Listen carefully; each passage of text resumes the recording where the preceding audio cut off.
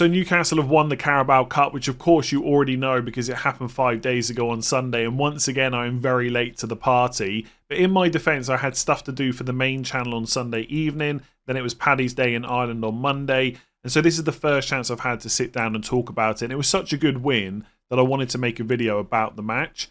Now, I think it's easy to kind of start off by saying that Liverpool had an off day. But when you say stuff like that, it kind of detracts from the team that won it. And I don't think anyone would argue, including Liverpool fans, manager, players, etc., that Newcastle were deserved winners. They were so much better on the day. And do you know what it reminded me of? The FA Cup final the season before between Man United and Man City. It was similar, not exactly the same situation. But going into that match, Man City were heavy favourites. For the Carabao Cup final, Liverpool were heavy favourites. Man United were, at the time, pretty bad. Newcastle not as bad as Man United were, absolutely, but not as good as Liverpool. But on the day, they were the better team. Man United didn't get lucky in that match against Man City. They were just better on the day. And it's the same with Newcastle. All over the park, they were just a better team. Every single player in that 11, including the players that came on as subs, played well. Obviously, in every match, there's always going to be specific players that play a little bit better than everyone else. But there's no one in that 11 that was bad. You can run through the whole team, and they had at least a moment within the match that counted towards that win. You start with Nick Pope. He made a couple of saves throughout the match. Right back, Kieran Trippier, like he's hardly played any minutes this season compared to previous seasons in a Newcastle shirt, and he was so good. Like there was a moment, I think it was in the first half, where it looked like his hamstring had gone, and you thought, okay, Newcastle could be in a bit of trouble here because they're they got quite a few injuries in defence at the moment. Like Livermento's already playing left back because Lewis Hall is out, and that's why Trippier's playing right back. He just carried on playing the whole game, and it was like it was Trippier from 2 seasons ago. He was just great. Livermento playing out of position at left back, which he has done before. Like this almost sounds like a bit of a dig and like kind of a comment you'd see on football Twitter, but I think it's true. You would hardly know for most of that game that Salah was playing. And I don't think it was just because of how good Livramento was. I think Liverpool just struggled all over the pitch to get the ball to him. But Livramento at left back was excellent, and he was helped by Harvey Barnes as well. Another player like Trippier that hasn't had a huge amount of minutes this season because usually it's Anthony Gordon playing in that left wing role instead. But down that left side, Barnes and Livramento, just excellent. Obviously, you've got cover from that midfield as well.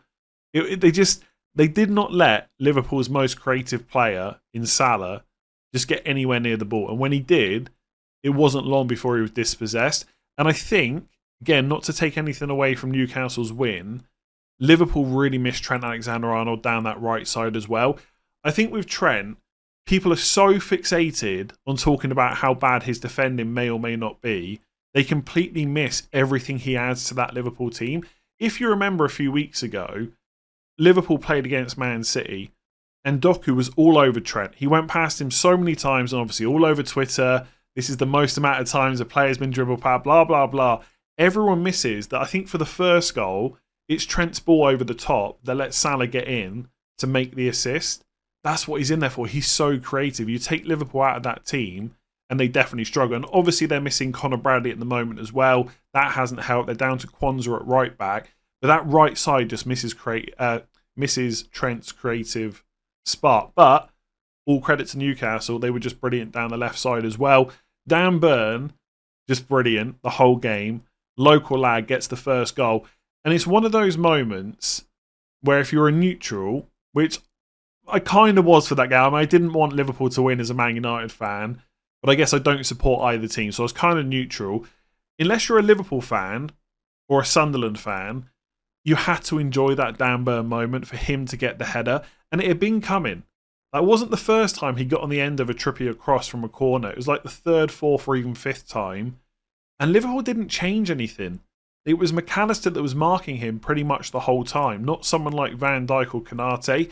And I kind of understood why, because Van Dijk and Konate were kind of left more central, closer to goal.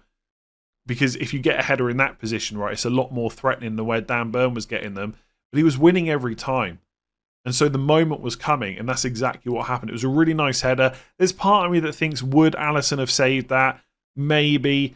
But I think the position he got it in, like it was quite close to the post. I'm not even sure Alisson would have got over in time. So really good header, really nice way for Newcastle to take the lead. And obviously Dan Burns also had an England call-up recently as well. So the last week or two has been great for him. It was a really nice moment. I think everyone enjoyed that unless you're a Liverpool or a Sunderland fan. And I would say up until that point, Newcastle had been the better team as they were throughout the whole game. They hadn't created a huge amount of chances. Once that goal went in, it was kind of a different story, especially in the second half. They created quite a few chances. Obviously, Isak got the goal, and they had other opportunities to score too. So it could have even been like 4-0 might have flattered them a little bit, but it could have been more than just the 2 goals they scored. I know, obviously, Liverpool scored close to the end as well. So Dan Burn, great. Cher was good. The midfield trio of Bruno Guimaraes, Tonali, and Joelinton, like you've just got everything there. You've got the technical ability from Bruno in particular, and then just the work rate of all three. Like it's just so good. I think it was the second half where Joelinton's just running back and he wins the ball off a Liverpool player on the right side, and he just pumps up the crowd. Like they were just so up for it the whole game. Jacob Murphy on the right, obviously ease that through the middle was just great. It was just an all-round good performance. And if I think about the other games that Liverpool have been involved in recently against PSG obviously a better technical team than Newcastle. They keep the ball more, they move it up the pitch in a nice way. And some of the time for Newcastle it was kind of long balls, but like that's fine. That was their tactic. And they never let Liverpool get in apart from towards the end. And even then, once that goal had gone in from Chiesa, like Newcastle weren't really troubled again. They managed the rest of the game really well. And like I said earlier, fully deserved winners. An off day for Liverpool maybe, but I think all the credit has to go to Newcastle. And you do think about maybe why Liverpool didn't turn up. Possibly the mental and physical, the physical and mental strain from the PSG game potentially. Like you've gone out of the Champions League, so you know that's now not an option for you this season. You've also played extra time. That probably didn't help. But you'd still expect Liverpool to play better. Like, I don't know. I'm thinking back to the game now. I'm an old man, so it was 5 days ago. I can't remember any Liverpool player that had a particularly good performance. I think like maybe for the first 30 minutes, Andy Robertson was pretty good. But I don't remember anyone like kind of fully putting their stamp on the game. Obviously, Chiesa coming off the bench and getting a goal is good. And then since then, there's a lot of overreaction that maybe he should have had more game time throughout the season. It's been this massive problem. But would Chiesa have made a massive difference in the PSG game? Like really? Probably not. And you can't really argue that Chiesa should have been used more in the Premier League because you're miles clear and you're definitely going to win it this season. So Slot hasn't really put a foot wrong there. Maybe Chiesa could have been used more as rotation so that other players could get rested. But, and I haven't gone back and done this, but I'm sure if I did, I don't think Gakpo, Diaz, Jota, etc. have necessarily been forced to play a ton of minutes. There's been quite a bit of rotation in that attack. Not from Salah, but Salah never gets rotated anyway. The guy's an absolute machine.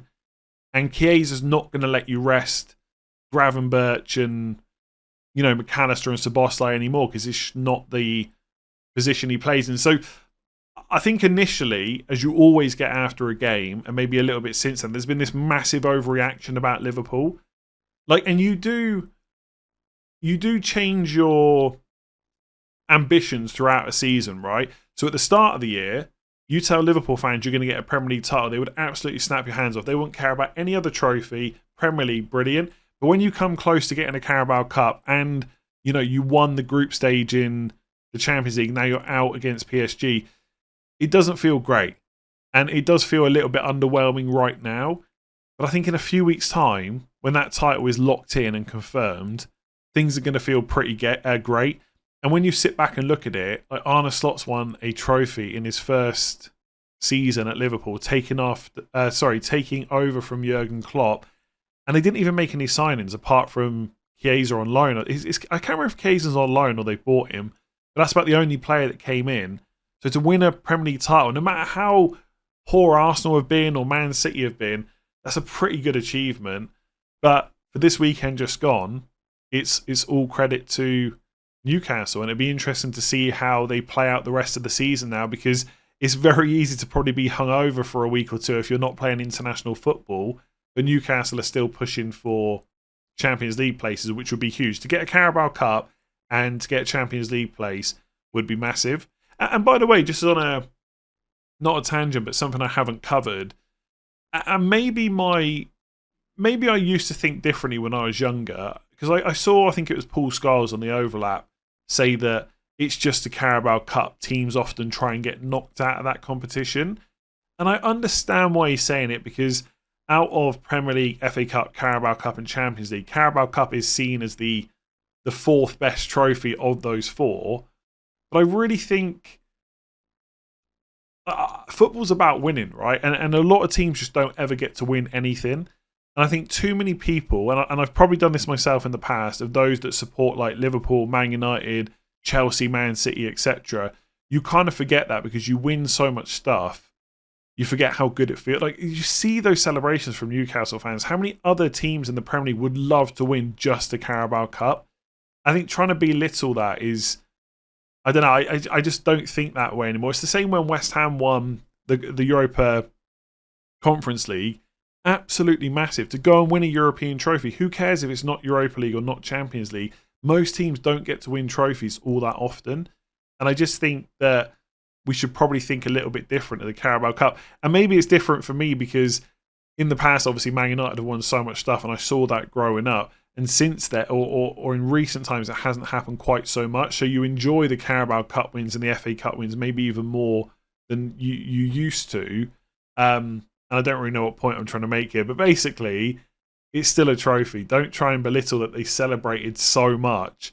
And yes, teams do rotate in this competition early on, but it's still big to win it. And I think that's what players want to do. They want to win trophies. That's what people that support want to see, their club win trophy. And okay, it's just a Carabao Cup, but it's massive for Newcastle. And I'm kind of happy for them. There is part of me that, although Man United have won an FA Cup and a Carabao Cup the last couple of seasons, we obviously don't win as much as we used to. But I'm still happy for other teams to win. I did listen to, I think it was Planet FPL podcast, where James is a Spurs fan. He had a Brighton and a Villa fan on. They weren't quite so happy for Newcastle winning some of them, I think, because they wished it was them. And I think once a team like Newcastle wins, it kind of puts a bit of pressure on other teams that aren't like a Liverpool or a Man City or whatever. But for most of us, I think we were happy for Newcastle, and I hope you're still out celebrating and enjoying it, and the parade goes well, because it might be a while until you win another trophy, because that's just the reality of football. Or perhaps this will just be the time where it will create a domino effect and you'll win another trophy in the next couple of seasons. Who knows? Anyway, congratulations to Newcastle. Great performance all round. No player played badly.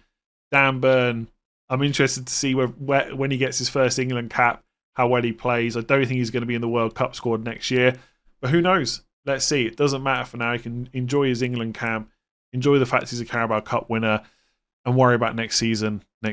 I'll leave it there. If you enjoyed it, make sure to give it a like. Hit that subscribe button and let me know in the comments everything I missed from that game. And I'll see you again soon.